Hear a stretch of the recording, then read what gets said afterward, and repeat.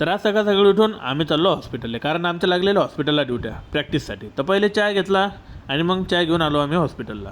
तर हे होतं सुपर स्पेशालिटी हॉस्पिटल. तर इथं आलो, तेवढ्यात आलं मॅडम पण. तर मॅमने आमच्या पहिले घेतल्या प्रेझेंट आहे. त्याच्यानंतर आम्ही आलो वार्डात. तर वार्डात आलो तर तिथलच्या ब्रदरने मला काम सांगितलं की भाई पेशंटला मेडिकेशन लावून दे म्हणे. मग काय घेतलं इंजेक्शन आणि लागलो आपल्या कामाला. तर मग काय भाई मेडिकेशन वगैरे लावणं झालं, आलो पाहिलं हे घालत होते ग्लव्स, कारण यांनी सांगितली होती बेड मेकिंग करायची. त्याच्यानंतर दुसऱ्या वार्डात आलो, पाहिलं यायची चालू होती डस्टिंग करणं. तर मग काय आलो वापस आपल्या वार्डमध्ये बसलो थोडा वेळ गप्पा करत. मग काय इथं काही जास्त काम नव्हतं, त्याच्यामुळे आम्हाला दिलं दुसऱ्या वार्डात पाठवून. तर मग काय भाई भाऊन मी आलो इथलच्या वार्डात. इथे येऊन पाहिलं भाई हे करत होते एक्सपायरी डेटचे.